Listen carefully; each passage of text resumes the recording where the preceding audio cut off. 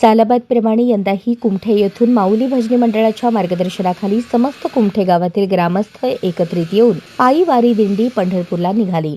या दिंडीचे महत्त्व काय, ही दिंडी कधी सुरू झाली याचा इतिहास माऊली भजनी मंडळाचे सदस्य पांडुरंग माने महाराज यांनी सांगितला.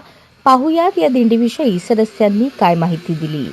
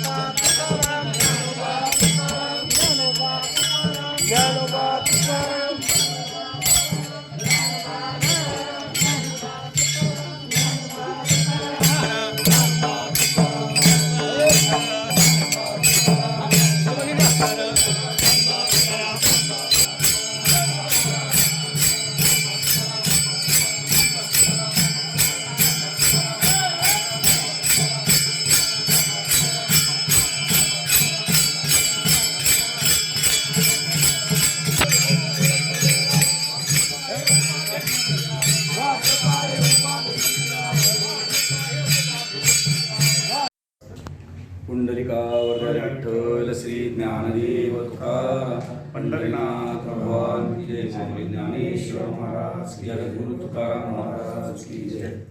कुमठी ते पंढरपूर पायी दिंडी सोहळा 2025. मी प्रदीप पांडुरंग माने ह्या माऊली भजनी मंडळाचा एक सदस्य या नात्यानं थोडीशी माहिती देऊ इच्छितो की जवळपास हे 44वे वर्ष आहे. लक्ष्मण तात्या माने व त्यांच्या सोबतची जी त्यांचे वारकरी मित्रमंडळी होते व गावकरी होते त्यांनी ही जी सुरुवात केलेला हा जो इवलेशे रोड लाविले दारे आणि त्याचा वेणू गेला गगनावर, त्या उक्तीप्रमाणे छोटंसं ज्यावेळेस सुरुवात केली होती आणि थोडीच माणसं होती आणि बैलगाडीने ते काय करत होते, प्रवास करत होते. पहिला मुक्काम इथून परमेश्वर पिंपरीला केला होता त्यांनी, परंतु त्या छोट्याशा लावलेल्या वृक्षाचंही एवढं मोठं अजान वृक्ष झालेला आहे आता. आणि ह्या दिंडीचं ह्या गावकरी असू द्या, पंचकृषीतली सर्वच भाविक मंडळी या सगळ्याच्या सहभागामुळे अतिशय आनंददायी व भक्तिमय वातावरणात हा दिंडी सोहळा काटेकोरप्रमाणे म्हणजे ज्याप्रमाणे तात्यांनी जी शिस्त लावली होती त्या पद्धतीने कुठंही सुद्धा गोंधळ गडबड न होता शिस्तीत रांगेत चालणे, पहाटेचा कार्यक्रम असू द्या, काकडा आरती असू द्या, गवळणी असू द्या व संध्याकाळच्या मुक्कामाच्या ठिकाणी कीर्तन वगैरे हे जे कार्यक्रम आहेत हे सगळे काटेकोरप्रमाणे अजूनसुद्धा चालू आहेत. रामकृष्ण हरी. माझं नाव श्रीकांत श्रीरंग माने.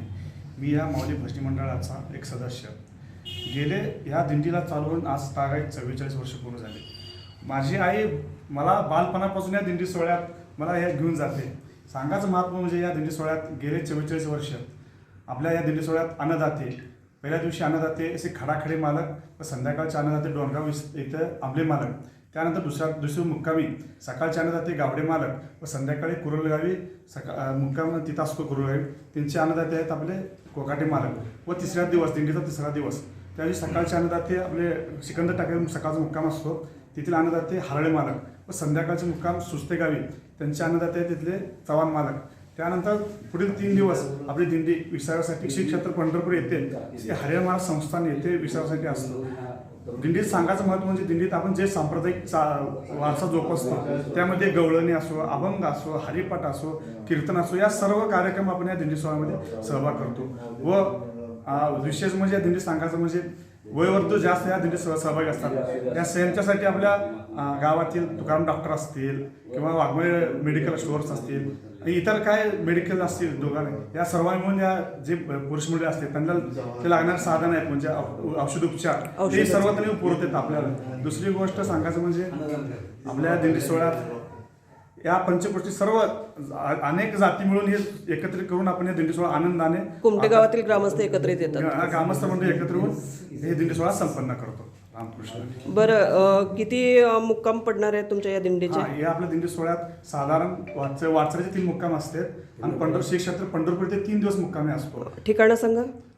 पहिला मुक्काम असतो आपला संध्याकाळचा डोनगावी, दुसरा मुक्काम संध्याकाळचा कुरुलगावी, तिसरा मुक्काम संध्याकाळचा सुस्ते गावी. पुढील 3 दिवस मुक्कामासाठी हरिहर महाराज संस्थान पंढरपूर येथे 3 दिवस मुक्कामासाठी असते. आणि ह्या 3 दिवसामध्ये कुठले कुठले कार्यक्रम सादरीकरण होतात? या 3 दिवसामध्ये सकाळी पहाटे जो नेमाप्रमाणे काकडा असतो ते काकडा आरती संपन्न होतो. त्यानंतर जे गवळणी असते, गवळणी म्हणा, अभंग म्हणा, व त्यानंतर सायंकाळी प्रवचन, कीर्तन, हे जे सांप्रदायिक जे चालत आलेत ते सर्व कार्यक्रमामध्ये या दिंडी सोहळ्यात सहभागी करतो.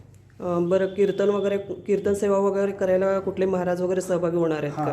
पहिल्या दिवशी डोनगावी विसावी मुक्कामी पहिलं कीर्तन हरिभक्त पंडित परायण प्रदीप माने महाराजांचं कीर्तन असतो. दुसऱ्या दिवशी आपल्या कुरुलगावी तिथं 10 महाराज बार्शीचे आहेत, त्यांचं कीर्तन सेवा असतो. तिसऱ्या दिवशी सुस्ते गावी तिथं कीर्तन सेवा आपले हरिभक्त पंडित परायण अभिमन्यू पाटील महाराज कोंडिकर यांची असतो. चौथ्या दिवशी श्री क्षेत्र पंढरपूर येथे दशमी दिवशी संध्याकाळचं कीर्तन हरिभक्त पंडित परायण अभंगराव जगताप महाराज निलंगेकर यांची कीर्तन सेवा असते. त्यानंतर एकादश दिवशी त्या संध्याकाळचे कीर्तन सेवा आमचे गुरुवर्य काका महाराज अंसुरीकर यांची कीर्तन सेवा असते. तसेच 12 दिवशी सकाळी 8 ते 10 या वेळेमध्ये 12 काल्याचं कीर्तन, म्हणजे काला म्हणजे 7 दिवस झाल्यानंतर 8वा जो काला असतो तो काला प्रसाद आपला हरिभक्त पंडित परायण अभिमन्यू पाटील महाराज कोंडिकर यांचा कालाचा प्रसादाचं कीर्तन असतो. एकादशीच्या दिवशी दिवसभराचा जो तुमचा कार्यक्रम असतो त्याच्याबद्दल थोडंसं सांगा. एकादश म्हणजे आमचा पर्व काळ. एकादशी आम्ही पहाटे 4 वाजता उठतो. त्यानंतर काकडा आरती होतो. काकडा आरती संपन्न सर्वजण मिळून आम्ही चंद्रभागेत तिथे जाऊन स्नान करतो. स्नान करून आल्यानंतर आपले जे वारकरी पोशाख आहेत, सगळे महिला असतील पुरुष असतील सगळ्यांना आपल्या एक प्रकारचे पोशाख आहेत, ते पोशाख परिधान करून आपण दिंडी भव्य अशी नगरप्रदक्षिणात जे श्री क्षेत्र पंढरपूर आहे का तिथं पूर्ण नगरप्रदक्षिणा मारली जाते. तिथून आल्यानंतर फराळ असतो. फराळशिवाय आपल्या गावातली बरीच मंडळी आपल्या आनंदात सहभागी होतात. त्यानंतर संध्याकाळी आपले ठरल्याप्रमाणे प्रवचन, कीर्तन, हे भारूड, हे सर्व कार्यक्रम होतात. आणि दुसऱ्या दिवशी म्हणजे शेवट दिवस आम्हाला परतीचा प्रवास त्या दिवशी असतो. सकाळी कालाप्रसाद असतो. कालाप्रसाद म्हणजे अनेक पदार्थ एकत्र करून जे तयार होतो त्याला कालाप्रसाद म्हणतात. तो कालाप्रसाद आम्ही सकाळी साधारण 12 वाजता कालाप्रसाद तयार होतो. देवाला नैवेद्य दाखवलं जातं. सर्वांना पुरणपोळीला स्वयंपाक करून सगळेजण सेवन करतात व काला घेऊन आपापल्या घरी आम्ही परतीचा प्रवास करतो. रामकृष्ण हरी. चंद्रकांत बाबूराव चोपदार. 1 मिनिट. या दिंडीमध्ये किती वारकरी सहभागी होतात आणि त्यांचं तुम्ही व्यवस्थापन कसं करता? माऊली भजनी मंडळाच्या वतीने किंवा कुमठे गावातील ग्रामस्थांचं जे येणारे असतात त्यांचं व्यवस्थापन तुम्ही कसं करता? म्हणजे जे पहाटेपासून आमचं जे आहे त्याला ह्याची व्यवस्था आहे, कशाची? टेम्पोची. ज्याला चालणं होत नाही त्याला जे चालत येतात त्यांच्याबरोबर जे सगळं ते जेवण खाणं नाश्ता चहा पाणी हे सगळं ठरल्याप्रमाणे आणि ठरलेले ते स्थान आहे ते प्रत्येक तिथे गेले की ते सगळं व्यवस्था आम्ही करतो. आणि विशेष म्हणजे सगळ्याला नामस्मरण घडावं हे मुख्य हेतू त्याच्या ठिकाणी. म्हणजे ते कोण कसं ना ते काय झेंडेकरीपासून ते मागच्या महिला मंडळ चालतं जे मागे येतात ना सगळ्याला शक्यतो 99% नामस्मरण चिंतन घडावं. हा रामकृष्ण. आमच्या हे कुमठी ते पंढरपूर पायी दिंडी सोहळ्याचं विशेषत्व म्हणजे सांगायचं तर आमचे पांडुरंग माने महाराज असतील, चंदुमामा असतील, ह्या सगळ्या महिला वर्गांना पुरुष वर्गांना घेऊन ते या ठिकाणी काय करतात? पहिला पाऊल, आणि त्या पावलाच्या ठिकाणी त्याची जी काय आहे ब्रह्मभूत काय होत असे कीर्तनी त्यांना ही गोडी लावण्यासाठी त्यांना भारूड भजनातनं असताना एक वाटाणं फुगडी असू द्या, परत खो खो खेळायचं असू द्या किंवा वाटणे त्या ठिकाणी त्यांना ज्या प्रश्न उच्चारायचे तर ते सगळे भक्तिमय वातावरणातले आणि ते सगळे भक्ती मार्गातलेच प्रश्न असतात आणि त्यांना त्या संसाराचा विसर पडतो आणि ते सगळेजण काय करतात? ह्या भक्ती मार्गात रमून जातात. आणि मी पुढच्या वर्षी काय समजतो, तुम्ही फक्त येताना एक मनुष्य सोबत आणा आणि त्याला पुढच्या वर्षी यायला सांगू नका, फक्त एकच वर्ष सांगा. त्या पुढच्या वर्षी ऑटोमॅटिकच चिटकला जातो, त्याला ह्या भक्तीची गोडी लागते. आणि खरंच आमचं सुद्धा भाग्य आहे की तरणा भाग्यवंत नाट्यहरी कीर्तना, त्याप्रमाणे आमच्यासारखी सुद्धा मुलं ह्या ठिकाणी भरपूर आहेत ह्या माऊली भजनी मंडळामध्ये. आणि आमचं खरंच भाग्य आहे की आम्ही ह्या मंडळाचे पाईक आहोत आम्हाला सांगताना सुद्धा स्वतःला अभिमान वाटतो. रामकृष्ण. म्हणजे या 40 वर्षात 40 लोकांपासून ते आता 4,000 लोकांपर्यंत वारकऱ्यांची संख्या आपोआप झालेली आहे. तर 400 लोकांपर्यंत. तर पुढं अजून याचं स्वरूप वाढवावं म्हणून काय करणार आहात तुम्ही? म्हणजे काय बदल वगैरे करणार आहात का दिंडीमध्ये अजून वगैरे असं काय? हो, आमची आता अगोदरची जी आजोबाची होती, फक्त खडूना बोर्ड लिहिला की 110 रुपये वर्गणी आहे, 30 रुपये वर्गणी आहे, सगळे जमणार आणि त्यांची ती सोय होत होती.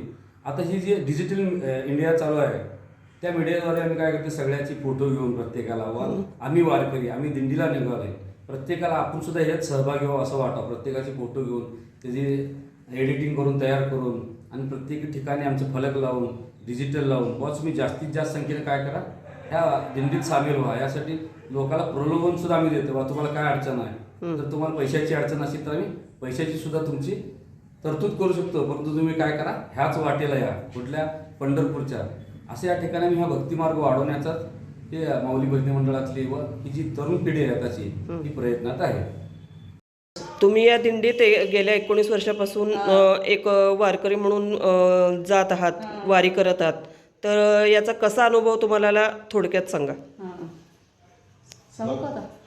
सीता मारुती भोपळे आम्ही 19 वर्ष झालं जात आहोत दिंडीत, पायी दिंडी चालत आहोत. म्हणजे वाटेने सेवा एकमेकाला, परत महाराज सगळे आमची सेवा करते. तर मग तिथं 3 दिवस आम्ही सगळी सेवा करतो, स्वयंपाक वगैरे एकमेकाला. कधी भांडण तणं नाही, कधी घरची आठवण येत नाही आम्हाला. पांडुरंगाची महिला सगळे एकत्रित येऊन तुम्ही सगळे सेवा करत असता. हां, म्हणजे 200 महिला असतात स्वयंपाकाच्या बाबतीत. स्वयंपाकाच्या बाबतीत. परत काय अनुभव येते तुम्हाला तिथं गेल्यानंतर, जेव्हा तुम्ही पांडुरंगाच्या दारी जाता तेव्हा काय काय अनुभव येते? आम्हाला अनुभव येतो. शांत वाटतंय, मन शांत मन वाटतंय. शांत वाटतंय. आणि जे चालत गेलेले असतात ते पण थकवा जाणवत नाही. जाणवत नाही आम्हाला.